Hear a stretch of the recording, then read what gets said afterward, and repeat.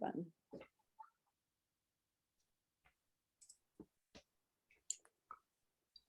Hello, Richard. Hello, Karen. It's good to be here. Yeah, it's good to have you here. I'm really excited today to have Richard Rohlin with me. Richard is an author, published author. He has an essay in the anthology, Amid Weeping There Is Joy. And he's also working on a new anthology on reenchantment that's going to publish in the fall of 2022 called Finding the Golden Key, which I'm sure he'll talk some more about as we get into this. And he also has a podcast called Amon Sul, where he's exploring the Tolkien legendarium. Would that be the right way to say it? That's the word. Yeah, okay. Well, I'm really excited to talk to you today, Richard. I have a lot of questions for you. I thought we could explore a few things. One of them would be patterns. One of them would be, what is the lie and what is the truth? And I have some questions wrapped around that aspect of what it means when we talk about reality, I guess. So first of all, I'd love to hear your life story. I mean, how did you get to be who you are today? How did you grow up? How did you get to this place in your life, in your faith walk, and your interest in Tolkien and your interest in writing, all of these things? Well, I always like to begin any conversation by paying my debts of, the spiritual and intellectual debts that I owe to the people who brought me to the place that I am. And obviously my parents were sort of the number one part of that. So I grew up in a family of, let's say, Baptist ministers and missionaries going back several generations. And I was myself, actually, for about 7 or 8 years, a licensed Baptist minister. So I preached every Sunday and taught classes and did all those things. And then also in my educational background is that I studied history and economics and then went into data analytics because it has nothing to do with what I did in college. And then for my graduate degree, when I eventually decided I wanted to do graduate studies, I began studying medieval language and literature. And that's sort of the that actually began because I read a book by C.S. Lewis called The Discarded Image when I was in my late teens. And in The Discarded Image, Lewis introduces what he calls the medieval model, which is like, it's just I found it a more beautiful and compelling way of engaging with the world. That's the easiest way to put it. And that what I intuited, and this is something that Jonathan Pageau and some other people have really talked about a lot, but this is back before anybody was doing videos on this stuff. But what I intuited when I read that book was that even though there were aspects of the medieval model that we would say, from a scientific standpoint, we don't think about the world in this way anymore. That didn't make it a less useful or less embodied way of engaging with the world. Jonathan Pageau has a kind of a infamous or famous saying, most of the time the world is flat. What I would say is most of the time the Earth is at the center of the solar system. Like for most of the time, if you just look at the way that you engage with the movement of the stars and the planets in the heavens, most of the time, that's a perfectly accurate, at the end of the day, can I walk out into my backyard and tell you where Orion is going to be in the sky that night? Well, if one of the interesting consequences of the way that we do teach modern astronomy is that most people can't actually do that anymore. So they theoretically know correct things about the world, but they're not able to embody them in any kind of a really material way. And it's actually interesting. I've got a couple of friends who teach astronomy at major universities, and they've actually gone back to using the Ptolemaic model for their undergrad students, because what they've realized is that nobody really knows how to do naked eye astronomy anymore. And so people are using, they're queued up for time at these really expensive telescopes. They're looking for extrasolar objects right now because that's the hot thing. But even like, astronomy students very often, can't go outside and just say, where are the Pleiades, where's Orion, where's the Big Dipper, those kinds of things. And so what they've actually started to do is teaching their undergraduates the Ptolemaic model first, so that they're able to engage with the stars and the planets in a more embodied way, a way that takes their own position where they're standing into account. And they've designed some really cool teaching tools to do this, which you can buy and use yourself. And then later on, once people really get that down and they know, okay, well, it's 3 days before the autumn solstice, so this constellation should be here, right? Once they get to that point, then they start saying, okay, well, let's look at the bigger picture of the cosmos now. So that's just one example. I didn't really mean to talk about astronomy today, but that's just one example of a way that you could say, well, we know more than we knew during the Middle Ages from a scientific standpoint. Nobody's arguing that. But that doesn't mean that this older model isn't still a useful way to engage with the world most of the time. So so when I saw this, I was really captivated by it again because it was so beautiful. And I just decided, well, so essentially the discarded image it's a literary survey of the Middle Ages. And I just said, well, I'm going to read every book that Lewis mentions in here. I'm just going to read through all those texts. And as I started that project, it really opened up a really beautiful world to me and helped. And I eventually pursued a master's degree, specifically in Germanic philology, but kind of, mainly because that was a good way to read a lot of these old texts in their original languages. And that's still the thing I'm probably the most interested in doing. And along the way, I was also exposed to, let's say, ancient and medieval Christianity, which again, I found just very beautiful and very compelling. Not just on an intellectual level, but also on an experiential level. I began visiting different churches to sort of figure out, I was pretty sure I wasn't Baptist anymore, which is not that's no slight to any of my Baptist family or friends who I love. And again, to whom I'm just deeply grateful. And I always want to say that. But just realize, to be honest with myself and to be honest with my children and my family, I needed to sort of figure that out. So I visited. Well, hold on, before you get Yes. to that. Yes. Let's step back one step here. Yes. I'm interested in what creates a young man who in his teens reads the discarded image and determines to read all the books that are mentioned in that. Okay, that's a good question. Because I have read the discarded image myself, and I just feel awash in my own ignorance at what I don't know, and amazed by the lucidity of C.S. Lewis in talking about this wide and varied group of texts that is involved in that book, and trying to understand what he's saying without knowing what those texts mean. And I'm thinking of what kind of life produces a teenager who's able to cope with that. Okay, so something else was going on in your childhood that we missed here. So I want to get to that point. Okay, well, I'll place most of the credit and most of the blame on my parents for this. They're basically, let's say, a family trait of the Rohlins. So I'm the second of 8 children, and so if you know my siblings, we're all different people. We all have different tastes and different hobbies and things like this. We're all very good friends, which I'm very grateful for. I love my brothers and sisters.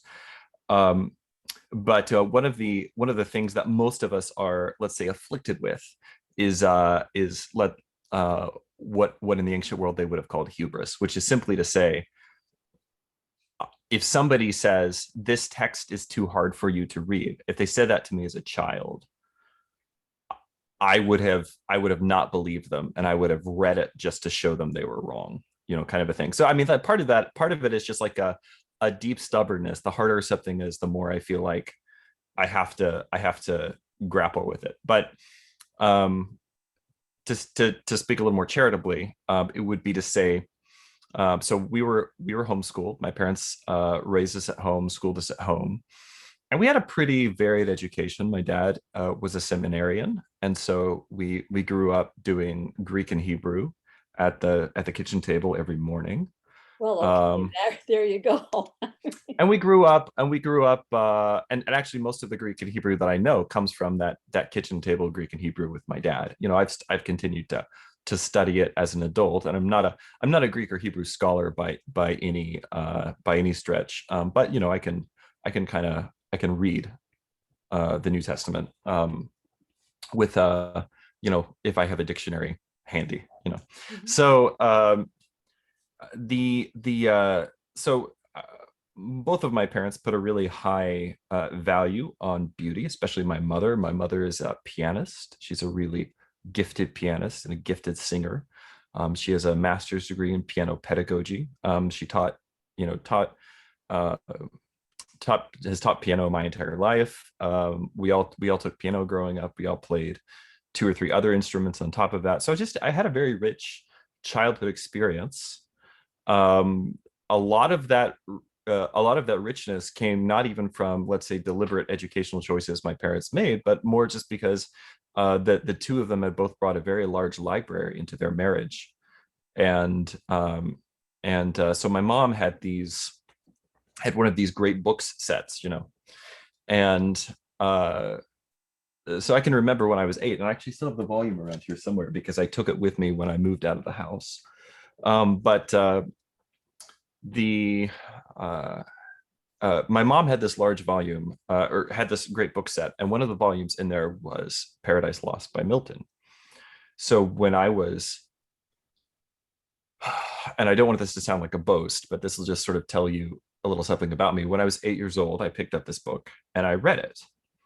And I was very excited about it. Of course, there were many things in the book that went over my head. Um, Probably most of the book went over my head, but I was able to follow the narrative. And children usually can. I think that we underestimate them. Sometimes it's easier for children to follow a long narrative like that than it is for us. But anyway, so I read it and I just fell totally in love with it, and ended up that was sort of my, and I actually don't really care for Milton now, because my tastes have changed. But that basically opened up a love for literature. And the other thing I would say, as I've often said, is that I was basically raised by Narnia. I can't remember a time in my life when Lewis's Chronicles of Narnia weren't a part of my life. They were being read to me when I was a small child. They, as soon as I learned to read, they were probably the first things that I read. I don't really remember, but I just, like I said, there's just not a time in my life that I can remember not reading those books. And the thing about the Narnia books is that they're deeply medieval. They're sort of like almost a key to the whole Middle Ages and the whole medieval model. In a much more compelling way than, say, Discarded Images. And I think that a mind that's kind of saturated in those things, a mind that's saturated in the scriptures, it's a very high emphasis placed on biblical literacy in my home growing up. So when you have a high emphasis placed on all of those things, when you come across something like the Discarded Image, for instance, Lewis says in the Discarded Image that the three texts you have to know in order to appreciate the Middle Ages are the Bible, Virgil, and Ovid. Well, by the time I read the Discarded Image, I'd read the Bible many times through, and I'd read Virgil a couple of times through. I don't think I'd read Ovid by that point in my life, but this is just to say, I'm always nervous talking about this stuff because it can sound like I'm boasting, and I'm certainly not. None of these things actually equate to holiness or to love of neighbor, or any of the things that are really important. But the credit essentially goes to my parents for, I would say, cultivating a love of learning, but also just not getting in the way a lot of the time. So, well, I certainly can relate to your love of the Narnia stories, because I didn't become a believer until I was 30, I think it was 32. And I didn't have any background at all. Hadn't been going to church. I had no biblical literacy at all. I'm 32 years old. I don't know anything. And early in my Christian walk, I was introduced to the Narnia series, and I probably read it every 2 or 3 years for the next 20 years Yeah. of my life, just because it was so, just such a compelling place to dwell. I mean, it creates this place where you can feel that you are dwelling with Christ Yeah. and walking with him. And it also just informed the way that I think about the world. So in many ways, I'm inhabited by that. And One of the nicest things that anyone has ever said to me was many years ago. It's my friend Kay. We were at a conference, and somebody asked a question, and I don't even remember what the question was, but like they were across the room from me, and she sort of yelled out, "Oh, I don't know. Ask Richard that. He's been to Narnia." And so, which again, I think that's one of the nicest things that anyone has ever said about me. I mean, I'll take it. Yeah, I'm sort of, let's say, a naturalized citizen of the land of Narnia. Yeah. So my parents and C.S. Lewis, and obviously a lot of grace from God. The fact that I was born in the place that I was at the time that I was, with the parents that I have, all those things um, are not really things that I have had anything to do with, obviously, or could take any kind of credit for. But like I said, I always like to begin conversations like these by paying my debts. So well, I mean, it certainly helps us to get a well-rounded picture of what has informed your your current capacity, let's put it that way. mhm. Um, I am interested in your career trajectory. You said you spent 8 years as a Baptist minister. And Yes, and I was I was was that contemporaneous with some other job you were doing, or I was on junior pastoral staff, and also working a full-time job as, uh, as a, in the tech industry. okay, Yeah. okay. So actually, we're going to talk about patterns. The main thing I do is analysis, which is looking for patterns. So, and that's actually how I would like broadly connect all of these different things that I'm interested in. Hmm. Would be that I'm trying to remember who said this now. Um, I can't remember the quote. I think it's John Locke that said something about like the most important kind of um I can't remember it now, but he said something about that the most important kind of intelligence, or the mark of intelligence, is being able to look for, to identify patterns and things, which again, okay, that's gonna I keep trying to say these things without sounding just like incredibly full of myself, and I'm very sorry. It's going to come across that way to some people, probably. I'm not saying I'm I think you have to stop worrying about that. probably Just I'm speak, very actually very uncomfortable just speak talking what about you think myself like is, this, well, but just speak what you think is the truth. yeah. And What I would say is that the reason why something like, I'll talk about Jonathan Pageau, because he's somebody I just hugely admire for the work that he's doing right now, and I think it's very important. The reason why what he's doing resonates so much is because he's able to see these patterns and then translate them to minds that are sort of awash in materialism, and they're awash in a sort of disenchantment, which, I want to be very clear. I mean, we've gotten a little pushback for talking about disenchantment from a couple of people, some who I really respect, who are saying, well, it's not that it's not like God ever left the world, and it's totally true. But when we talk about disenchantment, it's more like enchantment. The word enchant means to sing into something, right? That's sort of the etymology of it. So you could say that there's a song talking about Narnia, right? I've always loved that creation scene in The Magician's Nephew, right? And of course, Tolkien. I'm a Tolkien guy. Tolkien has something very similar. In fact, much more elaborate in his Legendarium, right? The idea of the world is created through music. The world is created through song. So there's a way that we can participate in that. And that's when we talk about enchantment. That's what we really mean. I mean, in traditional Christianity, the liturgy is still chanted. You don't just read it straight or something like that. Like you chant it, and the reason is because there is a connection between let's say music, which is like um, maybe music, which is maybe like one of the highest representations of patterns and how they work. One of the, let's say one of the purest representations of patterns and how they work. I think that math is actually sort of abstracted music. You know, I've always sort of felt that music is the thing that math is about. But anyway, so you could say that what he, you know, when we're disenchanted, it's because we've stopped listening to the song, right? We've stopped hearing the music. And so what Jonathan is doing by showing us these patterns is he's sort of teaching us to sing again and to hear that music again. And I think it's been a really beautiful thing. It certainly helped me a lot.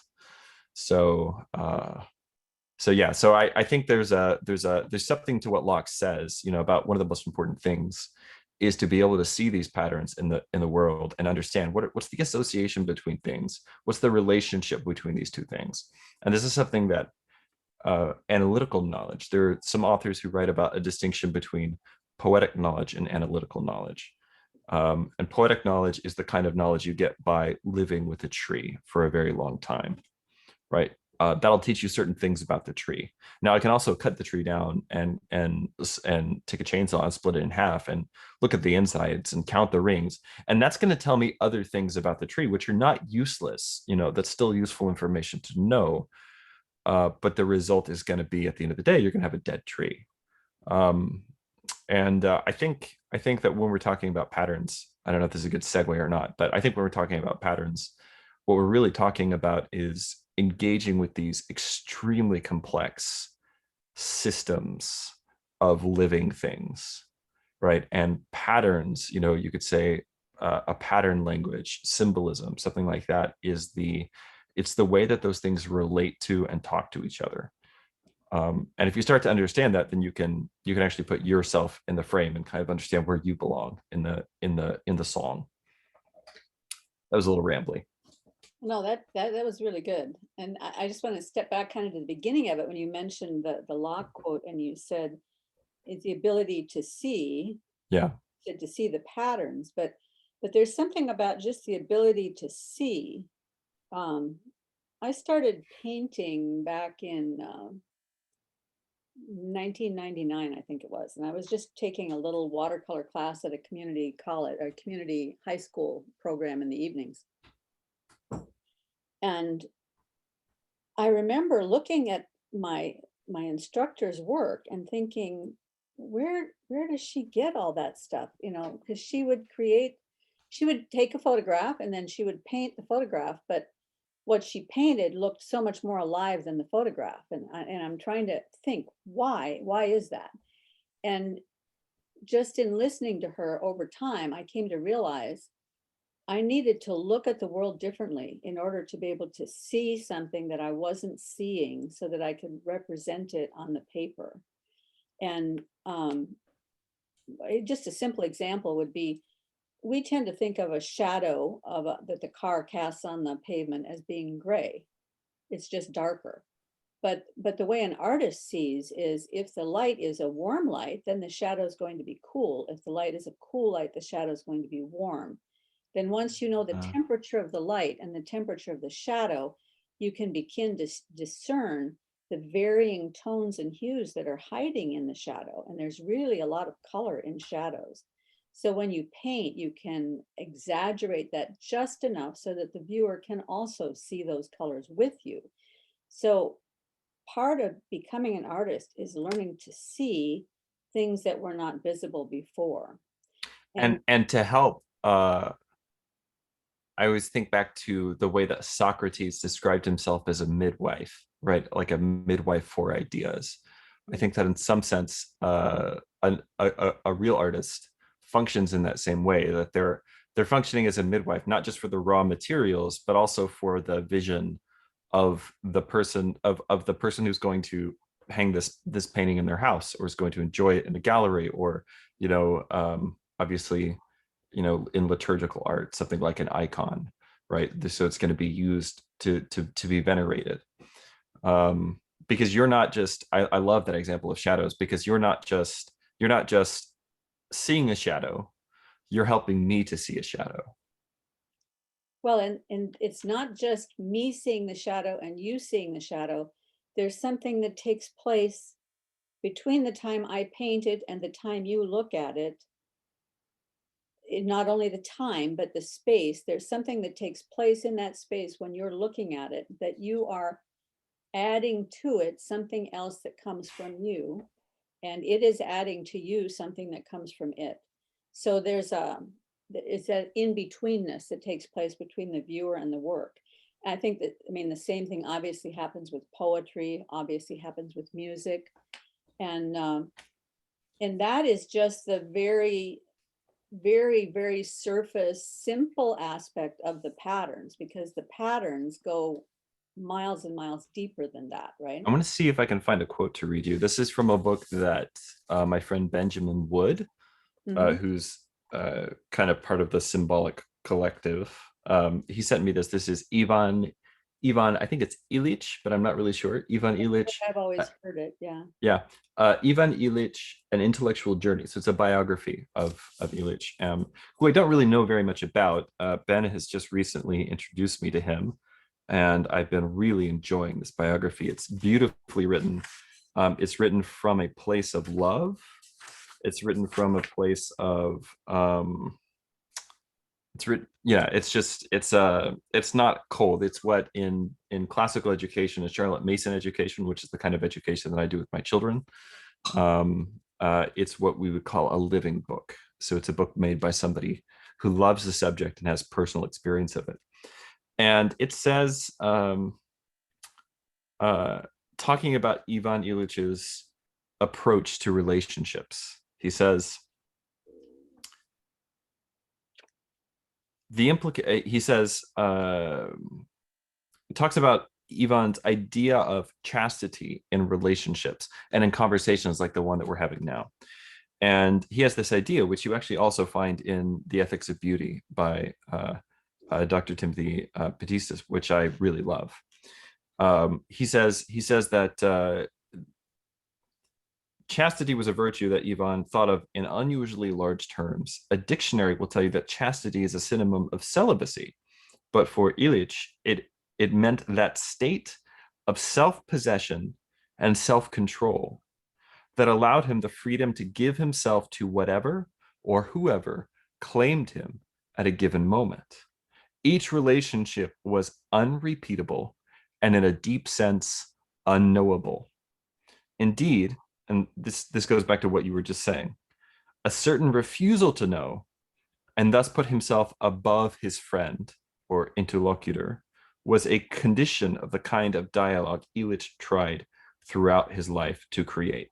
He said, when I submit my heart, my mind, my body, I come to be below the other.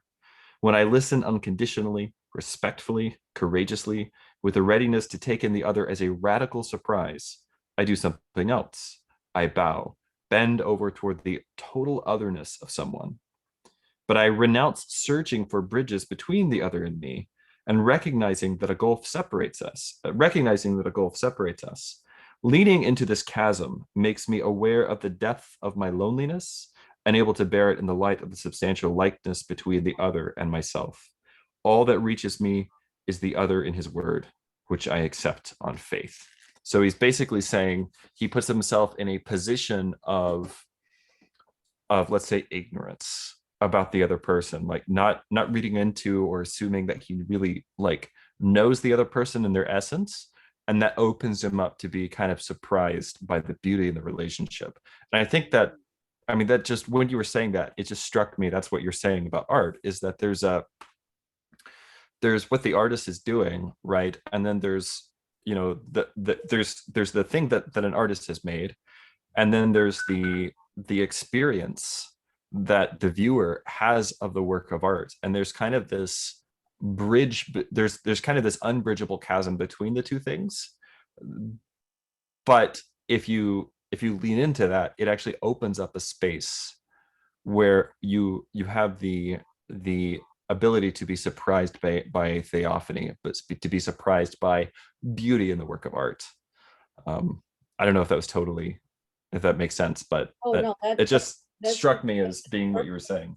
Yeah, it's a perfect analogy because, well, I mean, everything's connected, right? So Right. relationships between people and relationships between a person and a work of art. So in many ways, the work of art is just an intermediary between the two people, Right. but there's also something more there, Right. in the same way that there is something more there in between the relationship between two people. There's always another presence in between, that's in the midst of the relationship. And Well, and the highest expression of that would be something like an icon, right? Which introduces a third person to that communion, right? well, as I Um, understand it, with an icon, you're not venerating the icon, but you're using the icon as a window right. into another world. Would that Yeah, be? the official, well, official, let's say technical definition, a way to express that historically has been to say that an icon is what is called a hypostatic representation. In other words, it represents a person. It makes the person present. It's sort of like, um, so it's not the person itself, but the veneration that is given to the icon passes on to the person it represents. But then we have, in the Orthodox tradition, we have these, and maybe this will sound a little weird, but we have these wonder working icons. These are icons that, for instance, like weep myrrh, or that just are associated with certain miracles. For instance, there's one called the cursed root icon, which is associated with tens of thousands of miracles. In fact, I was able to take my family to see it earlier this year. It was a really amazing experience. But when you're in the presence of one of these wonder working icons, there is a presence. There is a definite sense that that someone else has joined the conversation. Beyond and of course, for almost all of these icons, I think really all of them, the iconographer is totally anonymous. You don't know who painted this. People didn't sign stuff back then, so you don't know who painted this, and yet there's a deep communion that happens, and it's not just between you and the artist, but it's between you and the holy person who's represented by the artist, and also all of the other people who have had the same experience. So, for instance, the cursed root icon was the very important in the life of Saint Seraphim of Sarov, who's a Russian mystic and a saint who's very important to me. And so to be able to kind of come up and venerate the same icon that through which God had healed him as a child was, it helped me draw closer to Christ. It helped me draw closer to the person presented in the icon, and it helped me draw closer to this saint who was very important to me because now we had come into contact with the same theophany, right? The same expression of beauty.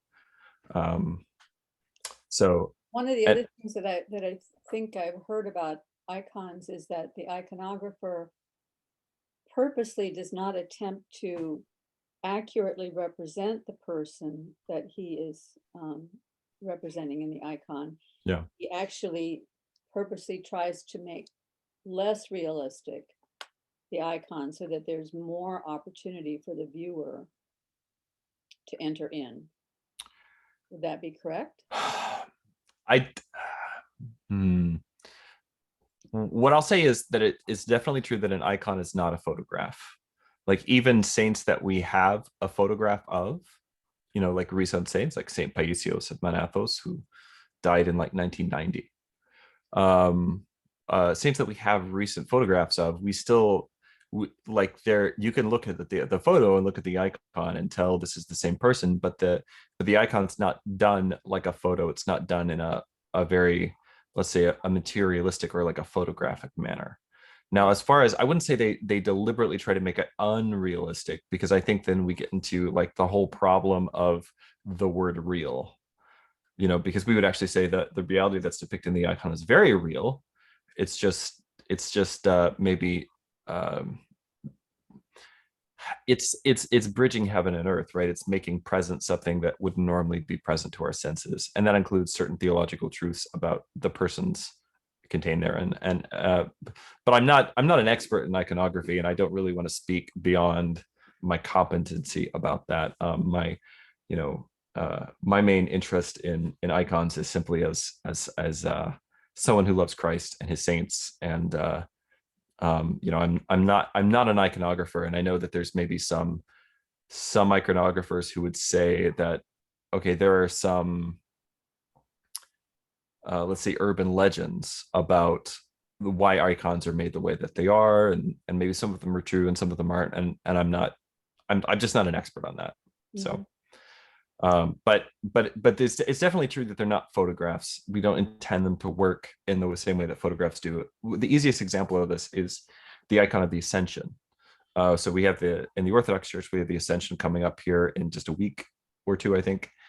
In the icon of the Ascension, we show Saint Paul with the other apostles watching Christ ascend into heaven. Now, historically, we know that is not what happened. And on the Feast of the Ascension, we read the gospel passage. So it's not like people who made the icon just didn't know the Bible or something like that.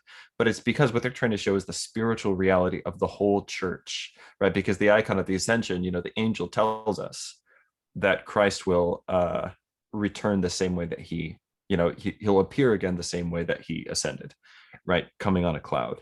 In other words, enthroned in glory. And so the idea is that the icon of the Ascension is also the icon of the second coming.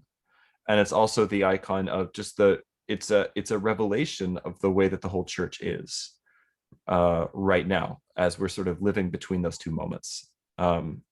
So the purpose of the icon of the Ascension is not to show, here's a photographic representation of what happened on this one particular Thursday, a long time ago.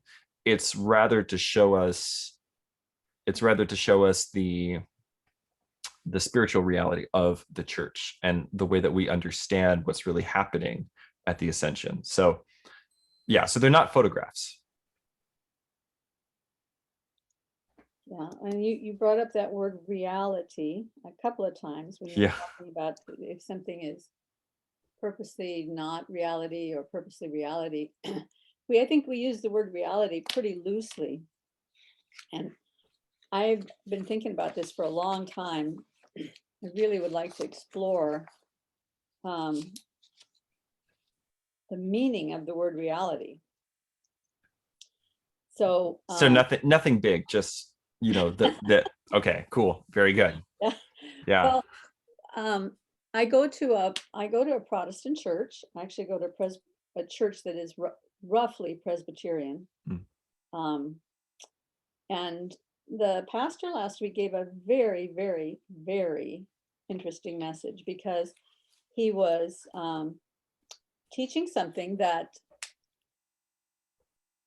all of the, I don't know what you know about my channel, but for the last couple of years, I've been kind of researching a view that I had of what reality is, and talking to scientists and philosophers, and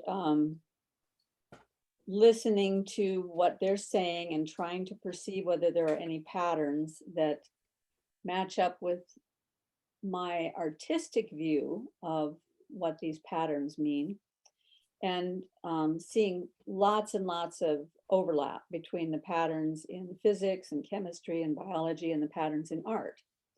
And all of that led me to have a certain idea of what reality is. And then I hear this message from the pastor, and he just came right out and said what I've been thinking. And maybe this is what theologians have thought all along, and I just didn't know that that's what they think. But basically he said, he was talking about the correspondence theory of truth. And then he said, the reality to which all truth corresponds is Jesus Christ. He's the foundation of our existence, the ground of our being, and the principle of reality. And that was exactly what I've been thinking, is that the world tries to tell us that reality is not actually a thing, but, well, thing is the wrong word, but I mean that reality actually exists as a, we are built to align with reality. We are created in order to align with reality. And when we align with reality, when we conform is not the right word, but when we draw near to reality, that's where we find our peace. And that reality is Jesus, because he is the truth, the way, and the life. And in him, all things hold together. So inside my head, it makes perfect sense. But when I try to explain it to somebody, the words really fail. Yeah. So what you're talking about is I mean, it's kind of the main thing. Certainly it's the thing, it's the one sort of idea that's always been bubbling up under really everything that like my entire life, my entire experience of the Christian faith, my entire experience of family life, of our artistic endeavors. I write, fiction, poetry, nonfiction, etc. And even my academic endeavors, right, have really been focused around this one idea, and it's expressed really beautifully by Saint Maximus the Confessor, who, as I mentioned before we started recording, is on my water glass today. I don't know if anyone could see that, which was not intentional. I just grabbed a glass. But Saint Maximus Confessor talks about this idea at great length in several of his works, and of course, Saint Maximus is difficult to read. I think probably the most difficult of the church fathers to really get your head around. But a good place to maybe start with some of these ideas is this is a book by Timothy Patitsas, which I talked about a minute ago. And basically it's my one job in life, anywhere I go, to tell people that they must buy and read this book. It is so important. I heard somebody on Facebook describe it as a playbook for the end of the world, and I think that's just the best possible explanation. So this is a really great book. It's very dense. It's about 700 pages. Well, it's not dense. It's easy to read in terms of he has a very colloquial conversational style. So he's easy to read, but his ideas are they're so profound that you read a couple of pages and then you just have to sort of stop and think about it. And it's not because his ideas are original. Patitsas is just kind of working within the Christian tradition, but it's the way that he presents them is so fresh, and it's so important for our times. And I think is a good place to start looking at when you're talking about patterns, and Christ is kind of the master pattern. And so he has a, and the thing is, the essays do build on each other, but you can also sort of read them out of order because they kind of stand alone. So chapter 6 in this book is called The Mystical Architect. And it basically uses the writings of a man named Christopher Alexander, who wrote several books about the timeless way of building, a pattern language, things like this. And what Alexander basically identifies is that when we build something like a house, we begin with a kind of a riddle, which is that the buildings and places, I'm going to just read to you just a short quote from the book. The buildings and places that we most love and that feel to us the most alive have some quality that we cannot quite capture in words.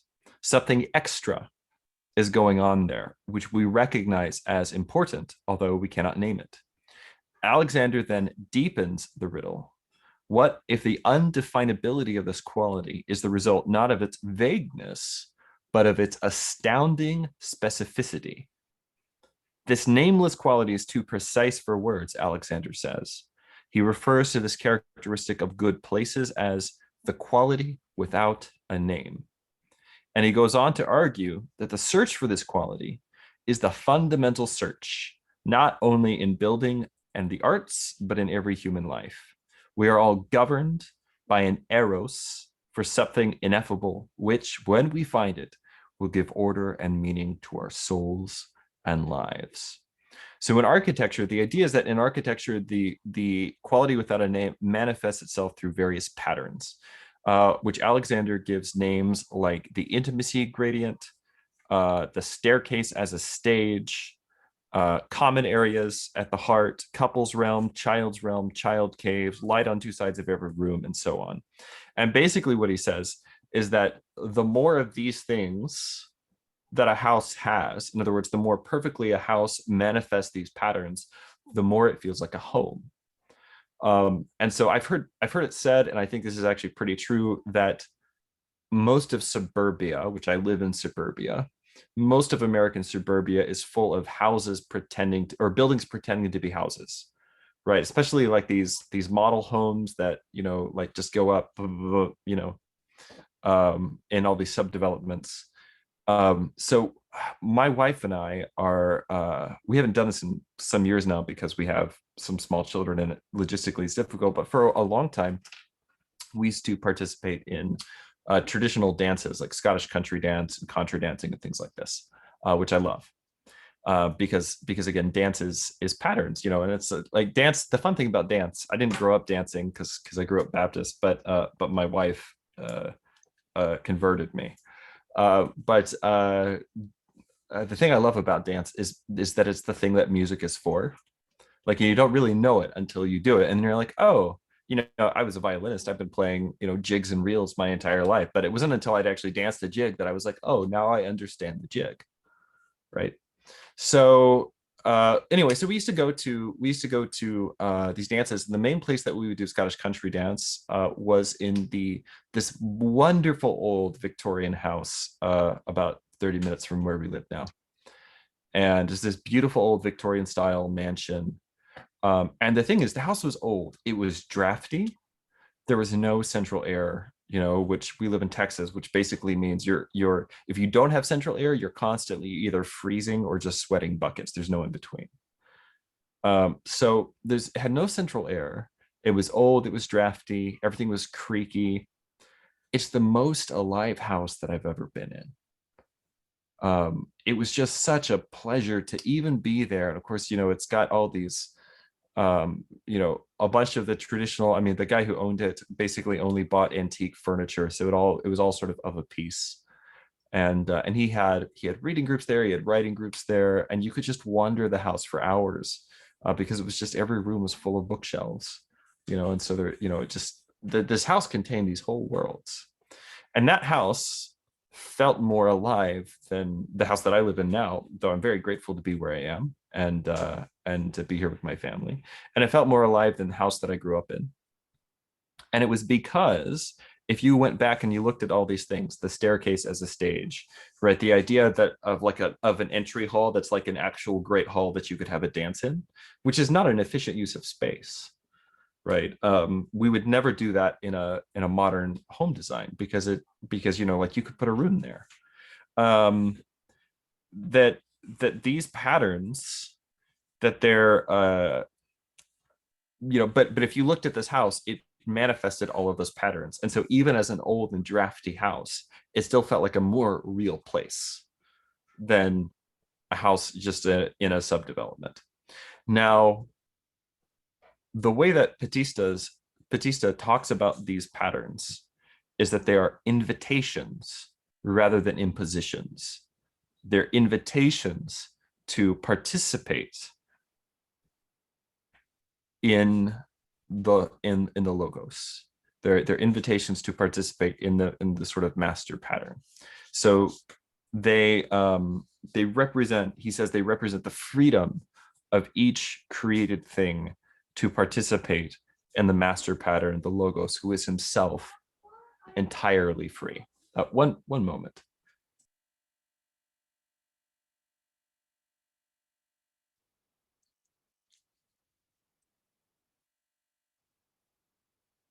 Sorry about that. One of the kids sort of wandered in and then left the door open. So very nicely. So you said represent the freedom to the freedom to kind of manifest the master pattern, the logos, Christ, who is himself totally free. And this is the thing that I think that maybe sometimes people misunderstand about Christianity in general, about more traditional liturgical forms of Christianity, is that they're afraid that if I submit myself to the liturgy, that my self-expression is going to be totally stifled. And in reality, it's the exact opposite. The liturgy is a master pattern. That I remember that being when I attended my first Orthodox liturgy, that was the very first thought that I had was, this is the, like, I didn't understand what was going on. Of course, I'd read about it, but reading about it and understanding it are just totally different things. But when I saw it, I understood it as a dance, and I understood it as being kind of a meta pattern that was manifesting the shape of everything. And of course, I went on a long time later to read St. Maximus Confessor again on this in his book, The Ecclesial Mystagogy, in which he talks about this exactly. And he basically says, listen, the shape of the church, the movements that we make in liturgy, the different parts of the service, all of these things are they're the reality to which history and the created order and the cosmos are pointing. And he says something really crazy. Just to give you a sense for like what you're dealing with when you get into St. Maximus. He says the church is a human being. He's talking about the building, okay? The temple or the parish building, whatever you want to call it. He says the church is a human being, and every human being is a church. So that narthex nave sanctuary structure that you have in a traditional church is also there in you, in your heart, and in your person. And then a little bit later on, he goes on to say that the cosmos is a human being, and every human being is a cosmos, right? And this is a really ancient idea that we find in the Greeks, this idea of man as the microcosm, the small universe, right? That basically everything that's in the world around you is sort of fractally represented at these different levels within yourself. And so this is one of the things that's going on, for instance, in the Divine Comedy. In Paradiso, Dante, as Dante is ascending closer and closer to God, he's moving through these different spheres of heaven, which emphasize different virtues and contain these different categories of saints and angels and whatnot. And the thing to understand when you're reading Dante is that what Dante is doing is he's taking that entire medieval model and he's showing you how it all lays itself out in the heart of a single person, in this case himself. But it's the same way for all of us. And so when he's moving through, when he's moving through the sphere of Jupiter, which is dedicated to these righteous rulers, the just emperors and so on, right? There is a part of you that is supposed to rule well, right? You'll never be emperor, but there's a part of you that's supposed to rule well and supposed to rule the things that God has put into your life and to rule them justly. As he gets a little higher, he gets to the sphere of Saturn, which is where the contemplatives live, the ascetics, right? The fasters, the mystics, right? And when he gets there, again, the point is not you have to become a monk, but the point is that there is some part of you that should be a monk. Like there is a level in your heart, in your person, which is supposed to be ascetical. It's supposed to be devoted to prayer. It's supposed to renounce the world and give yourself up totally to God. Even if you can't do that externally, like, obviously I'm married, so I'm out of the running. I've got children, I've got bills, I've got a mortgage. So I'm out of the running for that sort of thing. But it does not mean that everything that's ever been written by monks, 2 monks, 4 monks, etc., is useless to me, right? Because there is a part of me that is supposed to basically be that. It's supposed to be, and so on and so forth. And so when he gets to the very top of the mountain, he gets to the vision of God. The whole point of that is that within you, there is a top of the mountain, right? Within you, there is a sanctuary for the Holy Spirit. This is what St. Paul is saying. He says, don't you know that your body's a temple of the Holy Spirit? Well, what do temples have? They have an outer courtyard. They have, in other words, they have a narthex, they have a porch. Temples have a main area, the nave, and temples have a sanctuary. right? And this is still the same thing that we do in traditional church architecture, is to show this. And so if your body is a temple for the Holy Spirit, then that temple has a holy place. And if you don't understand this, then it will really jack up your relationships with other people around you. For instance, as a parent, it's really important to realize the fact that there's a holy place, there's a most holy place in the heart of each one of your children, and you are not allowed in there, right? You can't force spirituality. You can't force, which is not to say we don't teach our children the faith. It's not to, any of those things. I mean, we put a really high priority on that. My parents did, and my wife and I have tried to as well. But it does mean at the end of the day that the child has to come to, we help them as much as we can, but they, at the end of the day, they have to come to Christ, and they have to meet him for themselves, and have to fall in love with him for themselves. And that you can't do that for them. So interesting that you said that, about how in every child there is a most holy place, and we're not to go in there. Because the other day I was having a discussion with my granddaughter, who is 15, and she has not grown up around church. Mm-hmm. But I was saying to her, you're quite a remarkable young woman. And she said, "Oh, really? Why is that?" And I said, well, you haven't fallen victim to what often happens to so many young women your age, and that is to either become overly emotional or angry, or have all these hormonal problems, and how it affects your relationships. And I have 6 sisters, just for reference. they're all lovely people, but teenage years are hard. Teenage years are difficult for boys and for girls, but for different reasons. And I said, you're just you're so stable, and you have a lot of wisdom, and I'm just wondering how that happened. And she's grown up in a divided home. So she lives with her dad one week, and then with her mom one week, and back and forth. And she said, both dad and mom, neither one of them has ever forced me to tell them what I'm going through. Yeah. So if I'm having a bad moment or a bad day, they don't say, "What's wrong with you? What's the matter?" They don't make me talk about it. And I think what you just said is exactly it. Somehow that place that we go to when we're struggling, when we're suffering with, emotional trauma or whatever it might be, that is a place that we have to dwell in alone. We have to be finding our own way through that place without other people poking around in there. And when she said that, I thought, oh man, I wish I had known that when I was raising my younger daughter. I mean, I really wish I had thought about that, because when she went through some dark times and some struggles, I always felt like I had to kind of help her.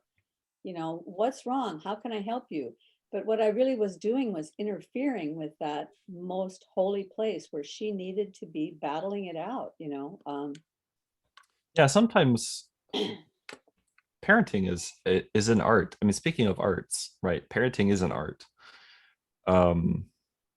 And sometimes, you do need, let's say, the equivalent of surgery, where you really do have to go in and take care of a problem.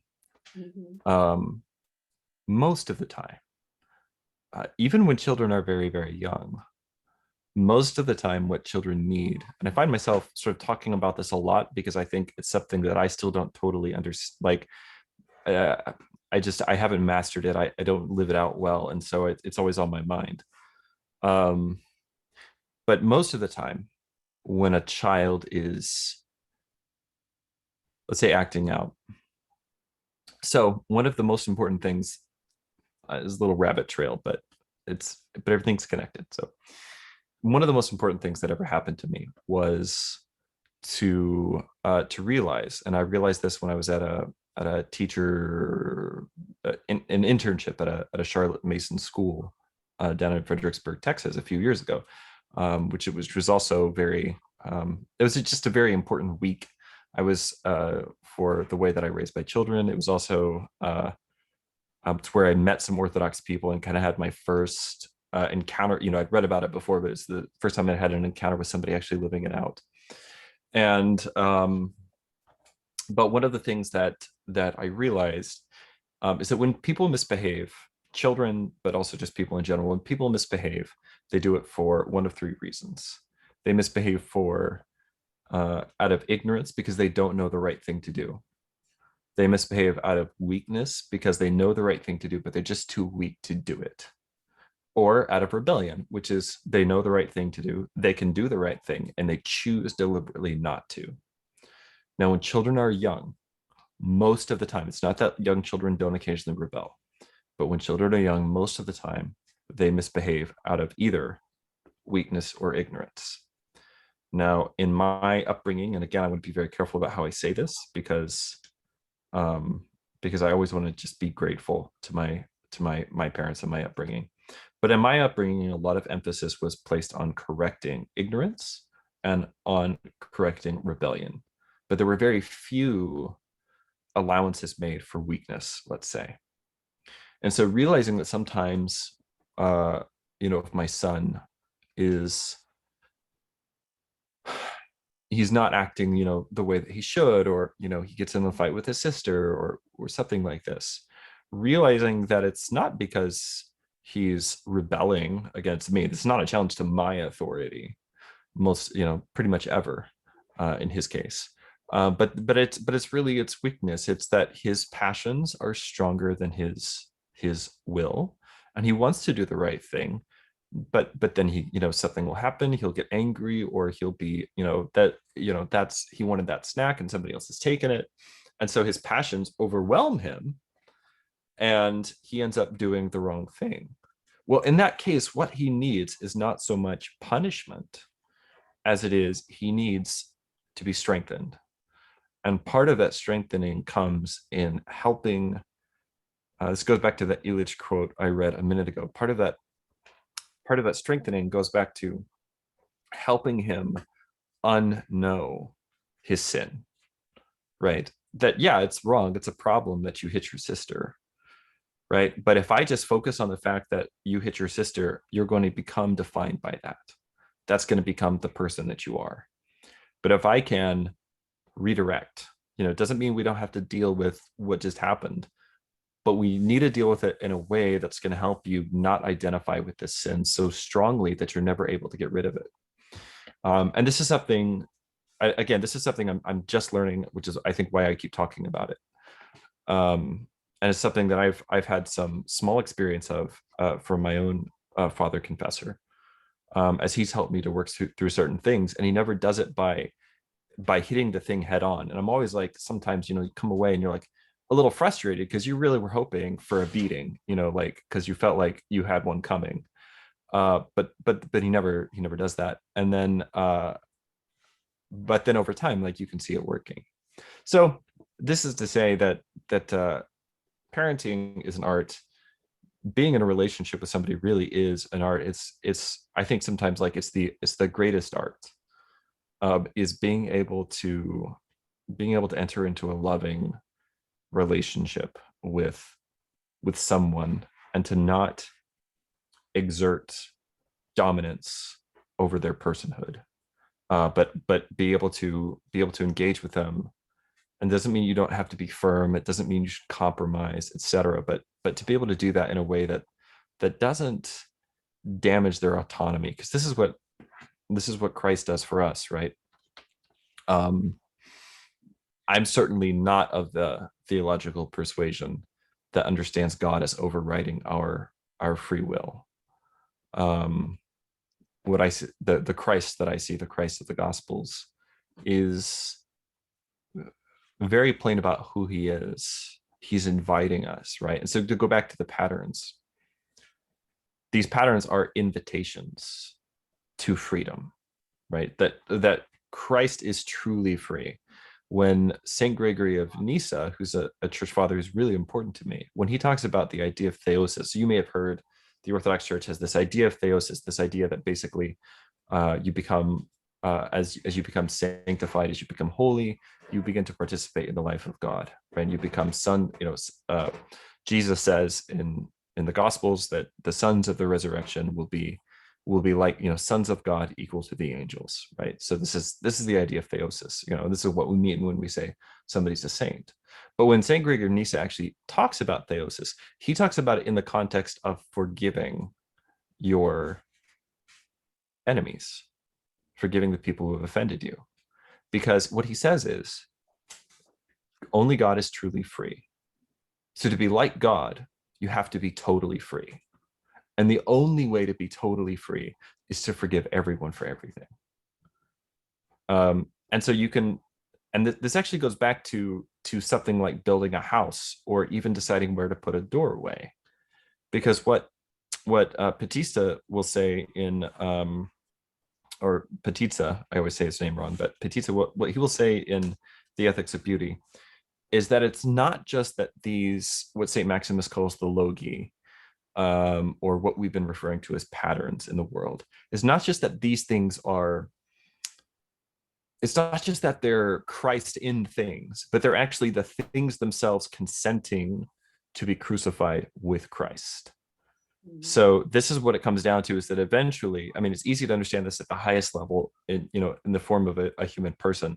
The more I consent to be crucified with Christ, so that it's not I who live, but Christ that lives in me. The more I consent to be crucified with him, the more free I become as a person, and the more true, the more beautiful and good and true my life becomes, right? When you're building a house, there is obviously, a house is a much lower thing on the ontological pyramid, let's say, than a human being. But there is a way in which a house will consent, if the builder knows their craft, to be crucified with Christ.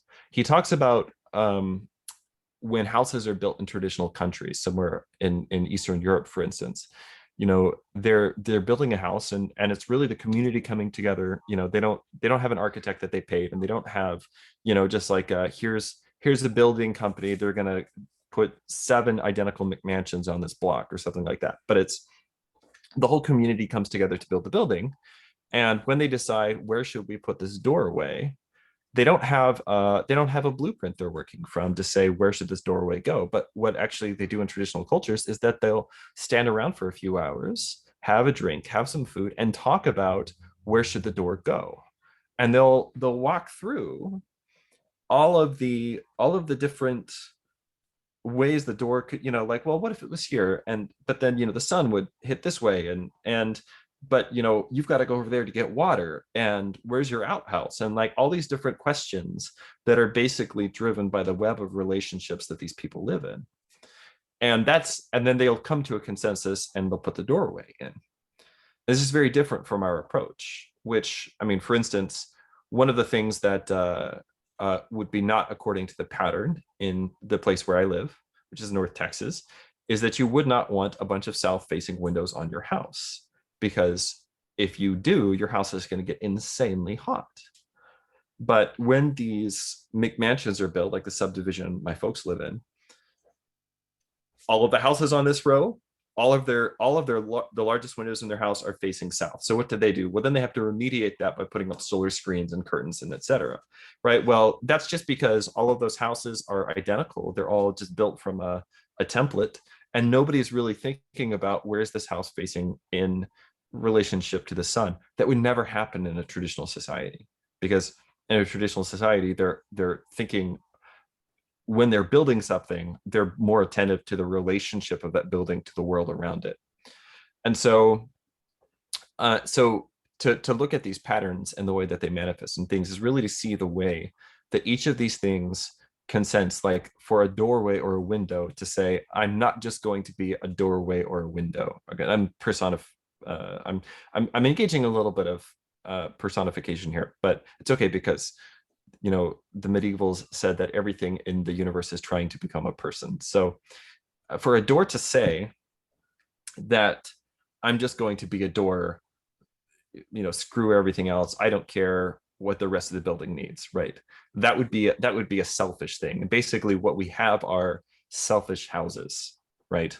These selfish buildings that are saying, I don't really care what the relationship of this building is to like the ecology or the wildlife or the world around it.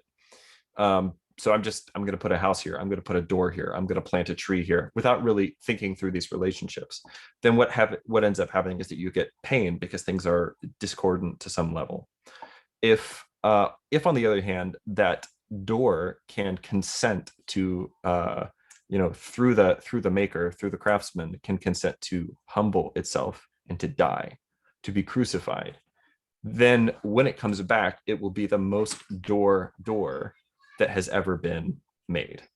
And maybe that example will sound silly to some people, but I think it's the same way.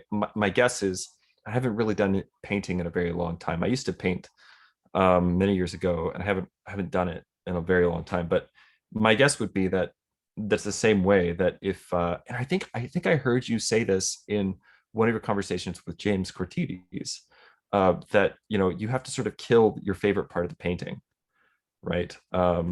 You have to be willing to give up that which is most precious. Yeah, for the rest of the painting to actually cohere, right? But then when you do, that part of the painting that's your favorite part, or if you're a novelist, the writing advice, I think it might have been Hemingway that said, kill your darlings.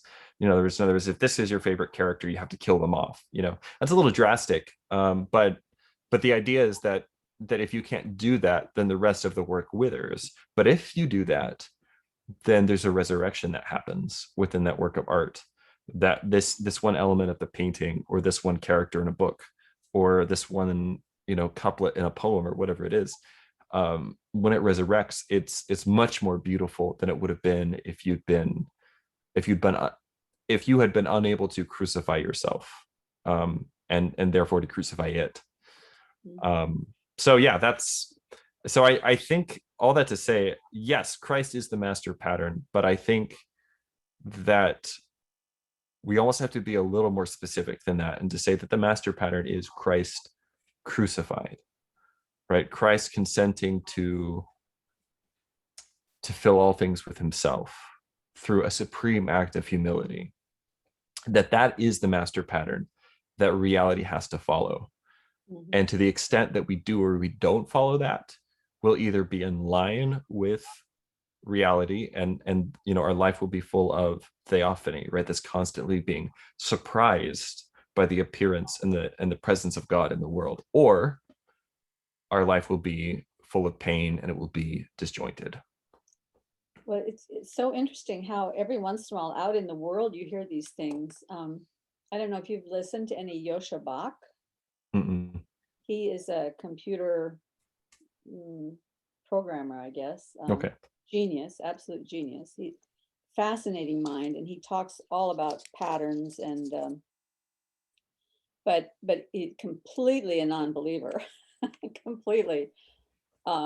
His imagination of what makes up the world is, well, just listen to Yosha Bach, Joscha, and his last name is Bach. Okay. Maybe Boch. But anyway, he was talking one day about sacrifice, and how everything has to sacrifice, and going all the way down. In many ways, our organs have to sacrifice so that we function as whole beings, and within our organs, then the cells have to sacrifice. Certain cells have to sacrifice and themselves. the refusal of a cell to sort of properly do that that's what cancer is. Yep. Yeah. And the molecules are sacrificing on behalf of the cells, and it goes all the way down, this role of sacrifice. And obviously the trees have to sacrifice so that we build houses and boats and whatever it is that we do with the trees, and that this vision of sacrifice dwells throughout the entire cosmos, all the way up, all the way down. And yet he can't see what that leads to. So anyway, he's a very interesting guy to listen to. Interesting. Yeah, I'll have to look him up.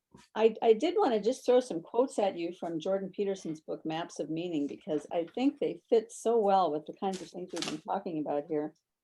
When you're talking about the whole architecture of the home, in Maps of Meaning on page 364, this is just a slight paraphrase, but basically he says, to be at home with Jesus is the kingdom of genuine identity. That's it's a heck of a thing for a guy who's not sure he believes in Jesus to say. Well, you have to listen very closely to what he says. I think it all depends on what you mean when you say believe. Fair. Well, yeah. No, I've heard him talk. I heard that When he says conversation. believe, he doesn't mean propositional assent. He means living it out in your life. Sure. Okay. Yeah. And That's that for the record. That's what I would also mean by the term. so here's a quote from a few pages after that. Room for all aspects of personality exists within the domain of the figure that mediates between order and chaos. Well, the figure that mediates between order and chaos is Jesus Christ, because he's the one who mediates between God and man. He's the one who mediates between God and the world. And so again, he says, room for all aspects of personality exists within the domain of the figure that mediates between order and chaos. And when you were talking about absolute freedom, that when the closer that we are to Christ, the more free that we are, all kinds of personalities are free, are possible within Christ. And so we don't have to have some sort of group identity. You know, like you identify as a Christian, then all the little Christians are the same, lined up in a row. No, the more that you become close to Christ, the more individual you become, so that individuality is part of what, all of that individuality together is what creates the beauty of being together in Christ, being part of the. So to say something about that, I wrote a piece for the Symbolic World a few months ago called "The Symbolism of Haggiography," which maybe we can link to, because it's exactly about that. It's sort of asking the question, well, what do we do with hagiography, right? Obviously, there's hagiography that's been sort of historically accepted. There's also, like, some crazy legends and stuff like that. So the question I was trying to answer is, how do we read this stuff? And how do we understand? It really comes down to, and I talk a whole lot about Christopher Alexander and pattern languages and all the stuff that we've just talked about. It's in that article. But one of the things, what it's all moving to is this idea of who are we really talking about when you're talking about the saints? And the idea that I kind of reach following some of the church fathers, following people like Dr.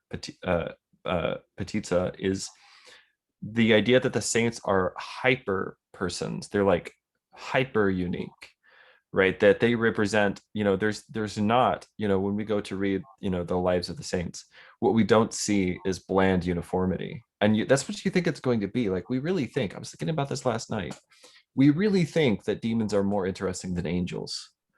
We really think that sinners are more interesting than saints. And it's actually quite the reverse. This is something Dante shows us in the Divine Comedy, that the evil is deeply banal, but that sainthood is the most unique thing there is.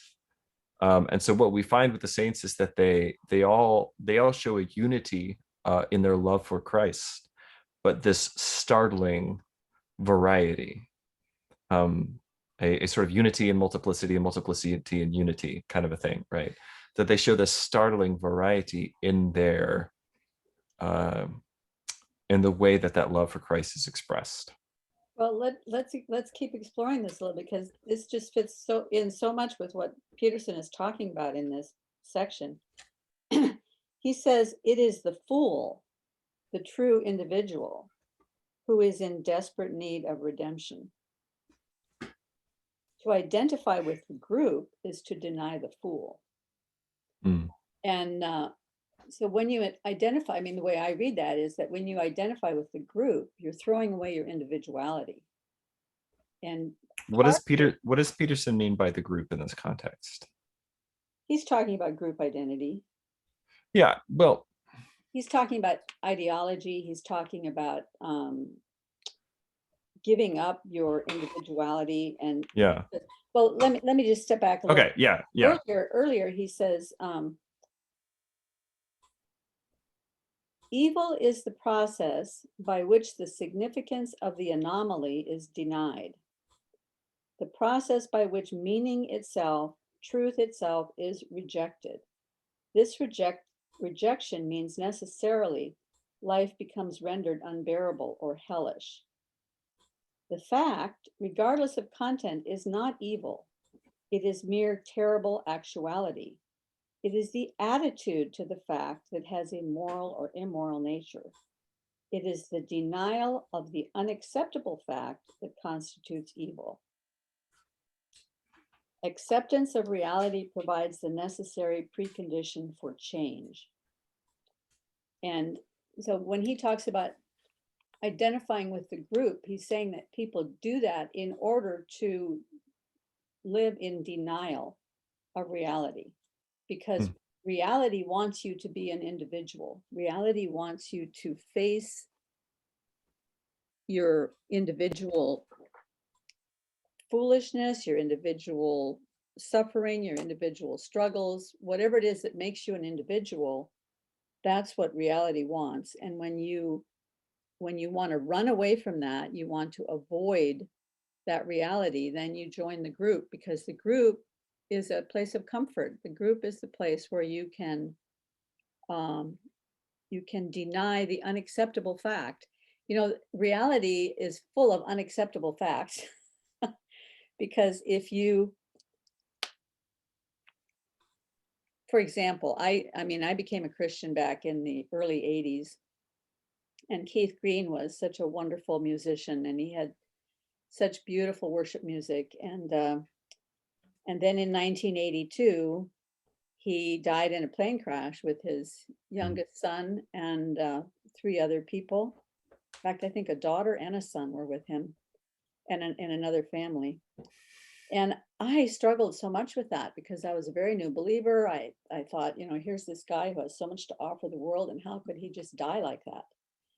And as I worked through that, I finally came to the realization that you cannot deny the reality of gravity, right?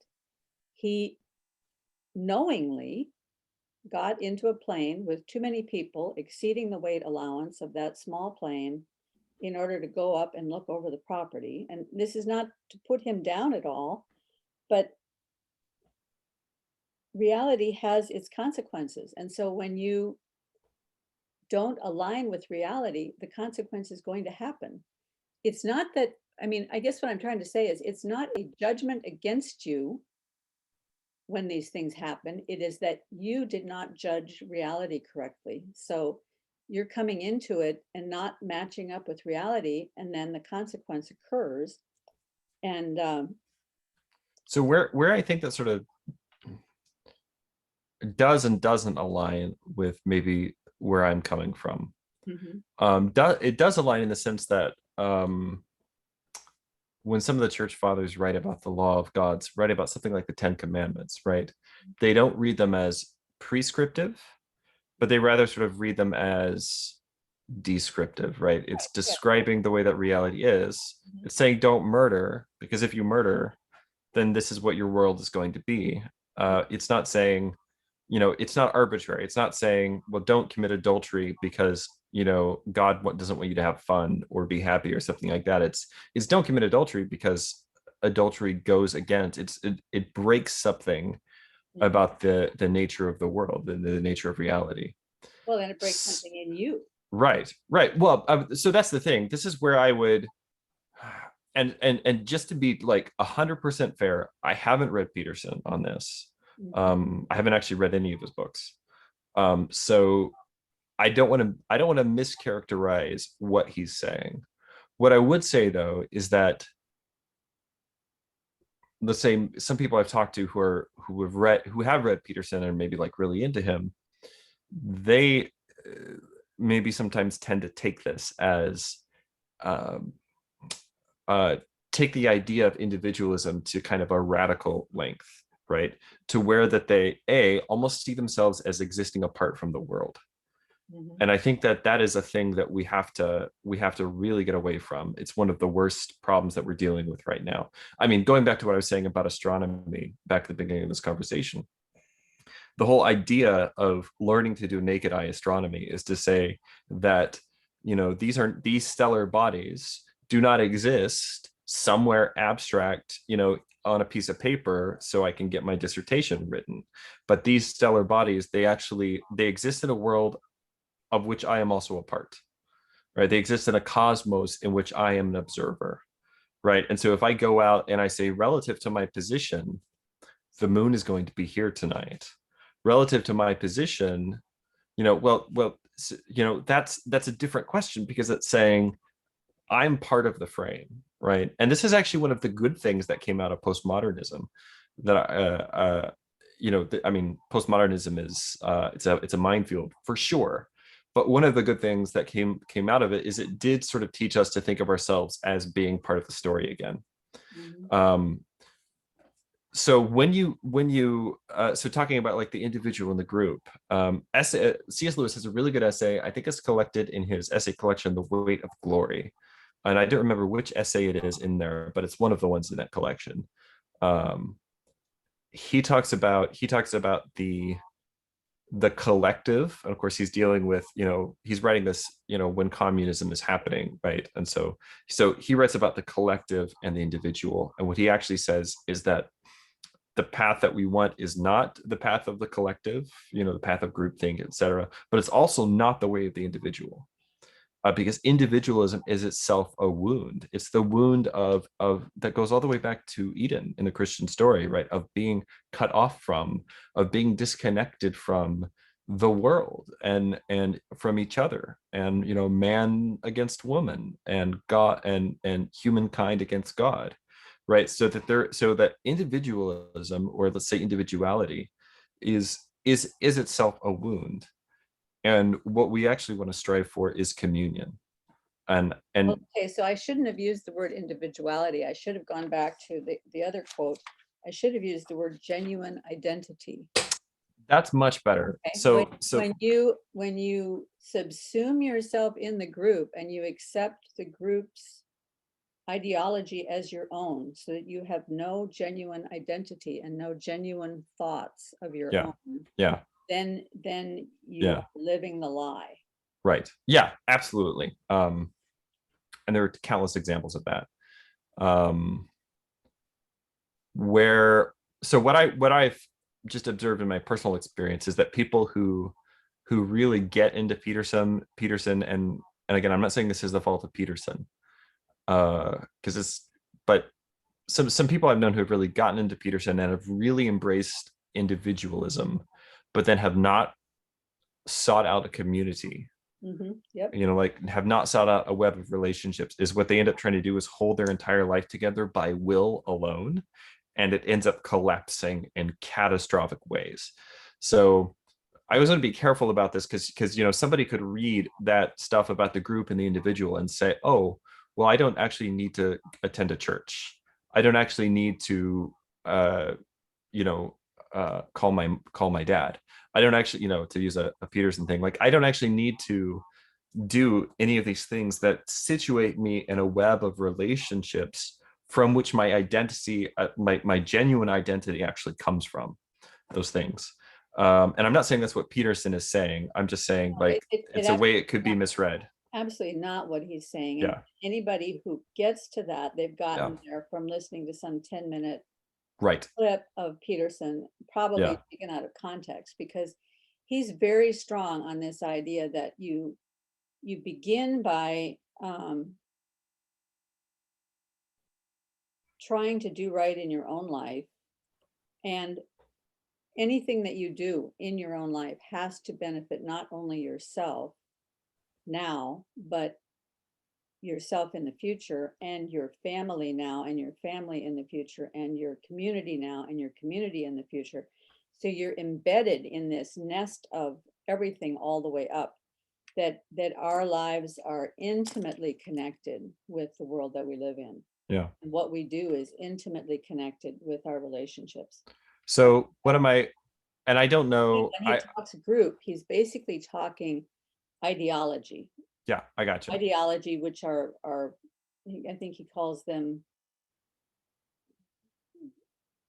wounded beliefs or armless beliefs or something like that. They're incomplete. They're totalizing systems because they're not authentic. They're not genuine. Yes, I read that quote just the other day, actually, and I can't remember the exact. He calls them like wounded religions or like crippled religions. That's what he calls them. He calls them crippled religions. Yeah, and that's really important because so Christianity is not an ideology, Right. right? And I think anybody who's really had like a real profound experience of Christ understands that. That it's not an ideology. When we look at the lives of the saints, which is I mean, I'm always looking to I try to read as much hagiography as I can, actually, partly because you might have caught on to the fact that I really like the Middle Ages, and hagiography is actually the main genre of literature in the Middle Ages. One of the interesting things about reading hagiography and talking about it to people is that people will simultaneously say, oh, well, you shouldn't just conform to what the church tells you. You should be your own person, et cetera, et cetera. And then they'll go and they'll read the life of a saint who has very different, let's say, sexual mores than they do, or a very different view of material wealth than they do. And they'll say, this is so unenlightened. And the reason they're saying that is because the saint doesn't conform to their standard, right? Is that the saint actually is a person like who has a true identity that's manifested itself in their relationship with Christ, but it's not conforming to what we feel like they should be, and so I think that when you read this sort of things, I mean, I say this in my article, but I think that you have to read them in a sort of a mystical way.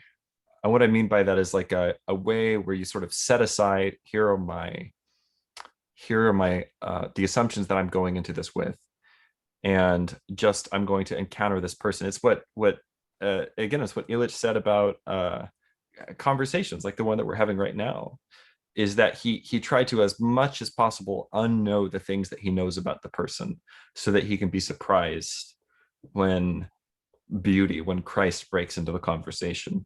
So when you're encountering a saint, you're encountering the deep mystery of personhood, right? And that requires an unknowing of the limits of my own personhood, because I'm not as much I have not integrated my identity into Christ the way that John the Baptist has, right? It's not to say that I couldn't, the whole reason I attend church is because I believe that it can happen. I heard a priest once say that, of course, in Orthodox churches, our walls are usually covered in icons. And I heard a priest once say, we always leave some blank space up there for you guys. Like, if you don't really think that's possible, like if you don't really think that you can achieve holiness living in, Dallas in the 21st century, then like, what are you doing here? But and so when the fathers talk about the reading of hagiography, they speak of it as actually an ascetic discipline. So there's the idea, and I talked about this in my second conversation with James, but when the fathers of the church talk about asceticism, it's not just fasting. There are multiple kinds of ascetic practices, and each one really targets one of the passions. This is in St. John Cassian. Each one of them really targets one of the passions, and the passion or the sin that hagiography targets is pride.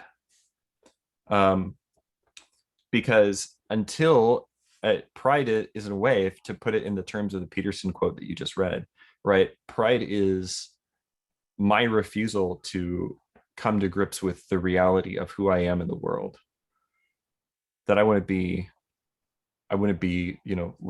like Satan says, I want to be like the Most High, right? I want to exalt myself up. I want to lift myself up. I want to put myself, like my desires, my feelings, my comfort before those of my spouse, or before the need of the poor around me, or just these different things, right?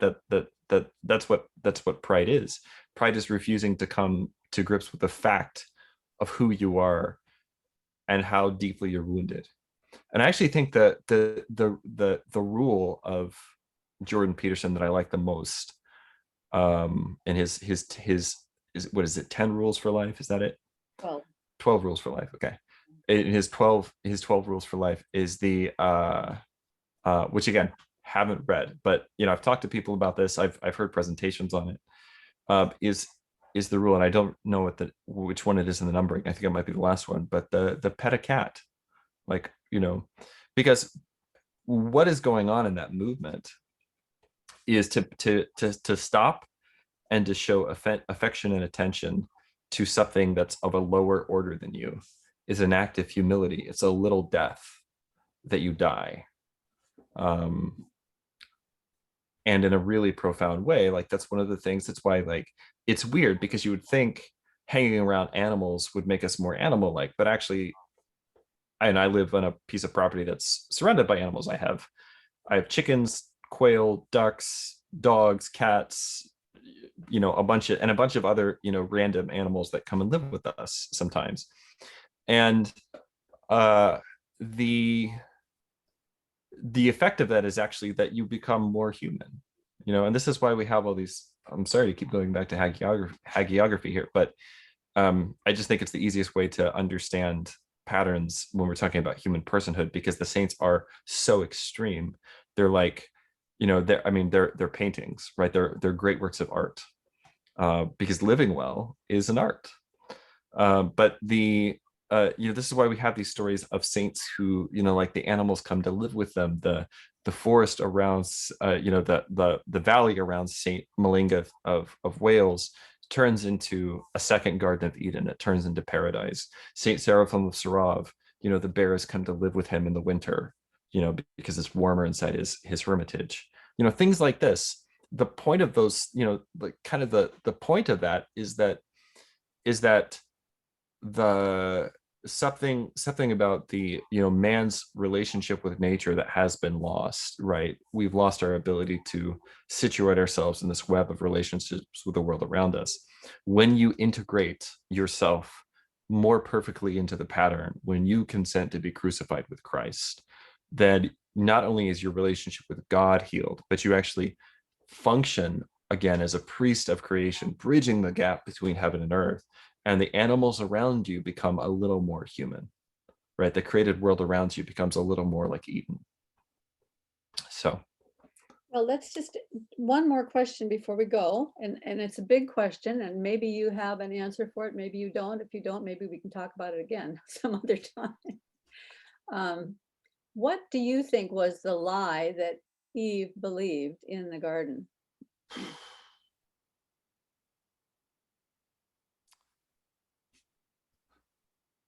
So one final plug for the ethics of beauty. Like, if I can just, so we sold out the first print run. If I could sell out the second print run, I'd be a really happy person. But I will just say there's a chapter in this book called On Chastity and Empathy, which I think everyone should read. And it deals specifically with this. If I had to just sort of summarize and say, what's the lie that Adam and Eve believed?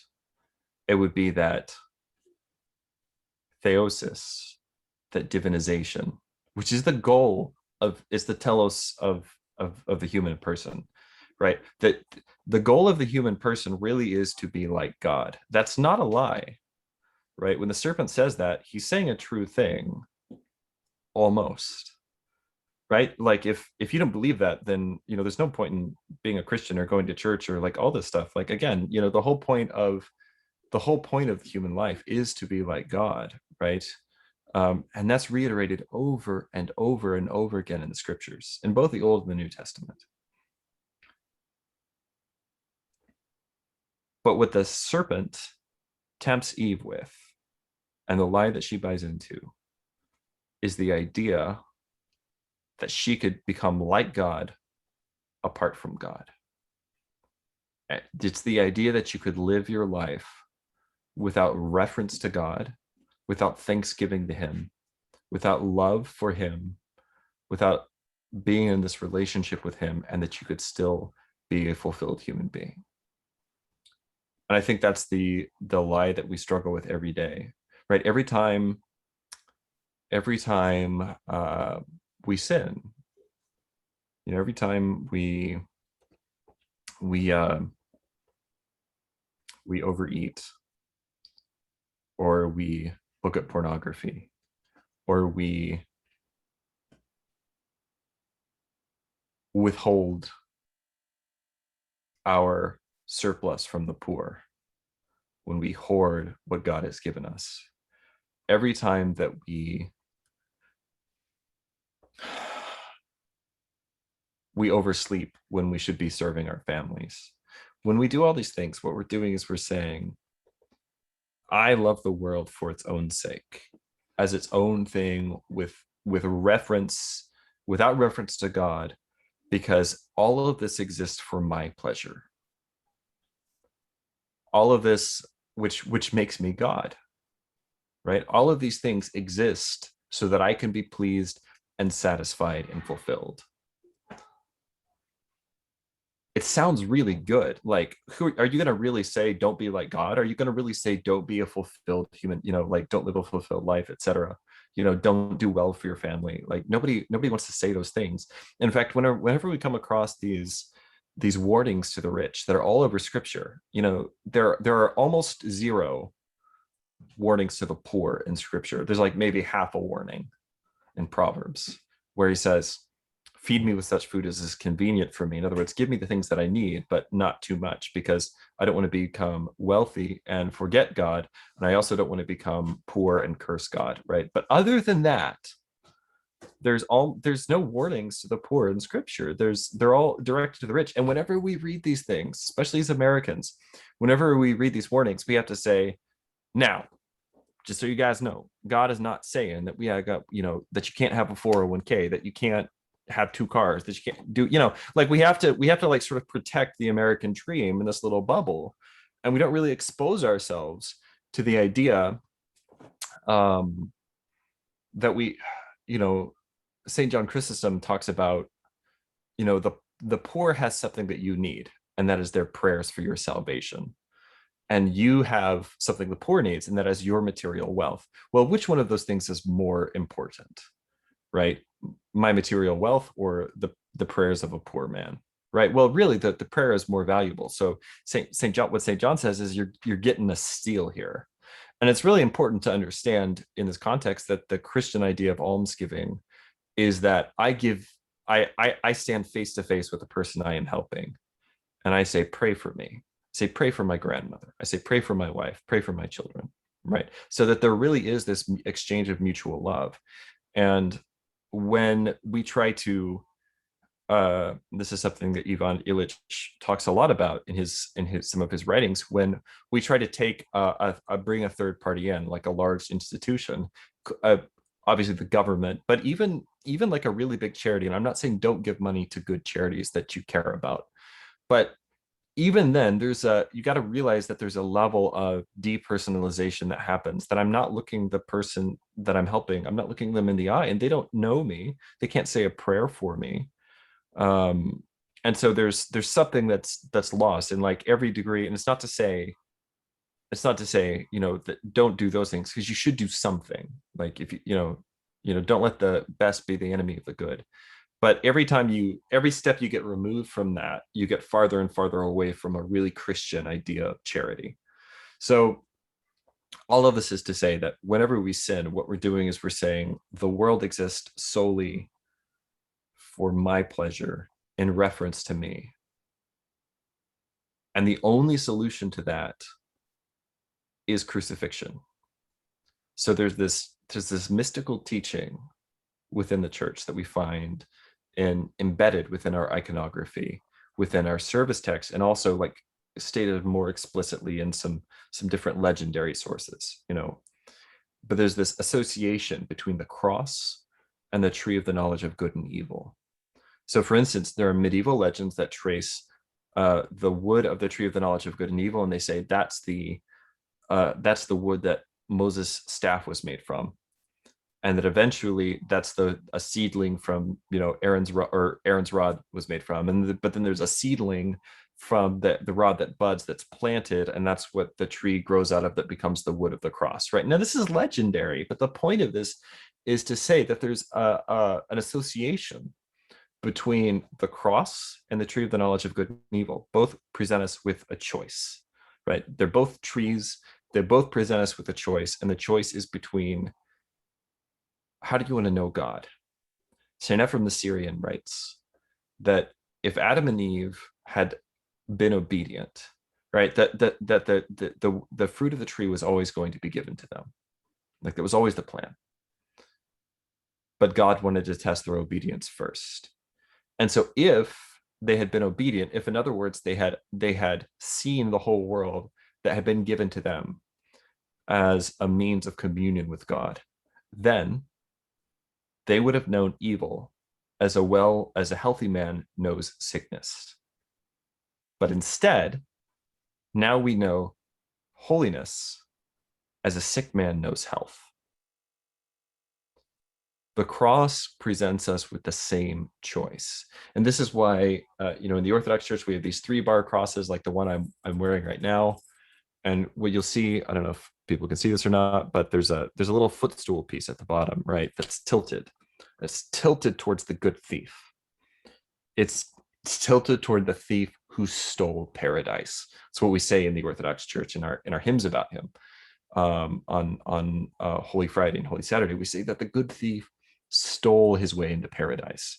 And in fact, in some traditions, like for instance, the Syrian in Assyrian Christianity, there's actually, as part of their liturgy, I think for Holy Friday, there's a little they do a little ritualized tug of war match between one of the deacons who presents the good thief and then the priest who's like standing and barring his way into paradise. And they have this pole between them that they kind of go back in this ritualized tug of war, and that's to represent like the cross and this idea that the thief wasn't baptized, never received communion, lived a life that got him, you know, a murderer's execution, and yet he's the first person into paradise, you know. But the reason that he makes it into paradise, the reason that footstool is tilted towards him, we have a hymn that says that the one thief, you know, went down to judgment, but the other one rose to the heights of theology. You know, theologia, the knowledge, the vision, the experience of God. The reason was because he was able to see Christ and see past the scandal of the crucifixion, and in a really real way consent to be crucified with him, right? The good thief says, "Remember me, O Lord, in your kingdom." And I see the cross as being in a way, the same thing as the tree of the knowledge of good and evil. It presents us with the same choice, and therefore it presents us with a way to undo that harm. The lie that we were given was the lie that you could become God without God. Mm-hmm. The truth that counteracts that lie, and ultimately, at the end of the day, it's the most true thing, is that you have to become man with the God man, right? To really become a human again, you have to die with Christ so that you can be raised with him. And I think at the end of the day, I think that's the answer to the lie. Well, that's a good place to finish up, I think. This has been a fantastic morning. Thank you so much for taking the time, Richard. And I will probably publish this tomorrow morning. So if you get a chance to send me the links that will do. Included. You mentioned a few things as we were talking that you hadn't sent me earlier. So you can send me those. We'll put them in the description. It's been great. Thank you. I hope you have a great day. Thank you enormously for having me on. These conversations are always a huge surprise to me. You know, I never end up talking about the things I think I'm going to talk about, and but I just feel very humbled by your generosity and your time and your insightful questions. So thank you for having me. Well, I feel humbled by your knowledge.